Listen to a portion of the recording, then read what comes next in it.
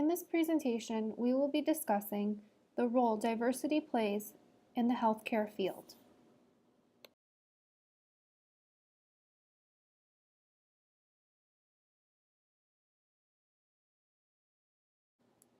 Individuals are diverse in many ways. Who we are is shaped by how we see ourselves, how society sees us, and how we believe society views us. All of these influence our actions individually and as groups. For the most part, we strive to fit in and act in ways that are considered culturally and socially acceptable. Cultural identity allows people to group themselves with others they feel they have a common connection with and empower them to change the way society views or treats them. An example of this would be the feminist movement. The group was able to collectively stand up for women's equality in the workforce, leading to a change in the norm. Women are no longer expected to be stay-at-home moms. Another example is the LGBT movement, which fought for the right for same-sex couples to marry, and they have been successful in changing the laws in many states.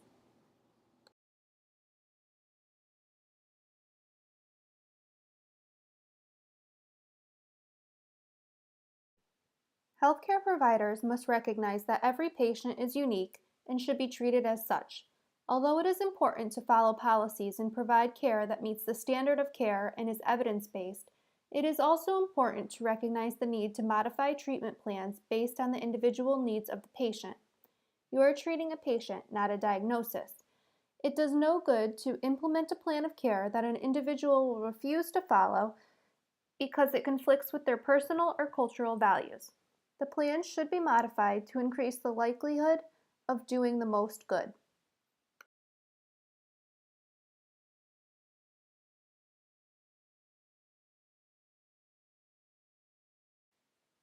Social, economic, and/or environmental disadvantages are linked to health disparities related to poor access to care and poor quality of care. This graph illustrates the major role socioeconomic status, race, and age can play in access to quality health care. Bonilla Silva points out that although we may not perceive the dominant group as being better than the other, the inequalities continue to exist because the dominant group continues to benefit from the inequalities, preventing changes from being made.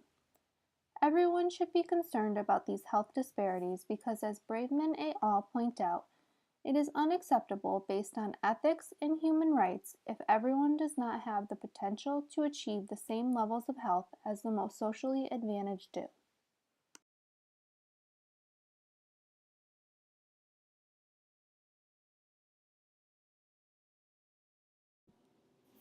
Healthcare providers treat patients with varying backgrounds. It is important to ensure that the personal beliefs and feelings of the provider do not influence the quality of care provided to the patient. Patients should never be discriminated on based on their status as a minority in any of these categories.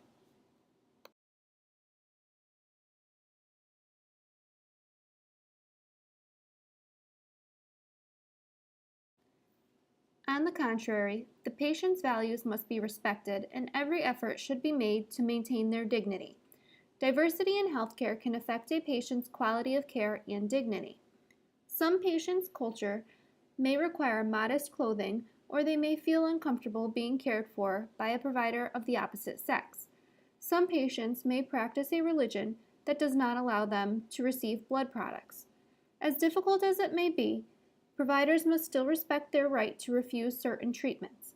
Providers should always offer evidence-based care, and when it conflicts with the patient's wishes, they should provide detailed patient education.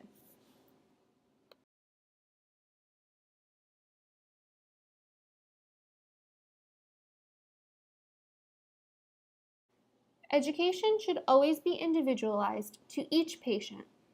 The use of interpreters is extremely important when providing important medical information to the patient who does not share the same primary language as the care provider, especially when it requires informed consent.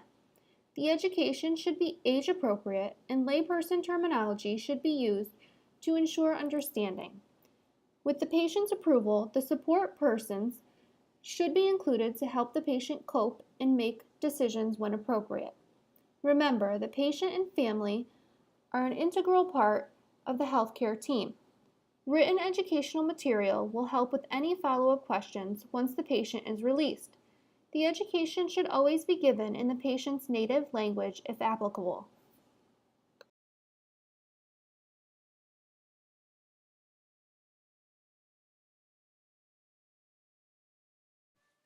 As the diversity of the patient population in the U.S. continues to expand, it is only logical that the diversity of healthcare providers will also expand. This will take time. In the meantime, employers should always practice non-discriminatory policies. They should target recruiting a diverse provider population. Educational institutions should also target diverse student populations and provide assistance to those with limited resources. King noted the importance of good provider-patient relationships and that people seek healthcare providers who understand their values. By having a more diverse workforce, it is more likely that patients will be able to relate to and in turn trust their providers.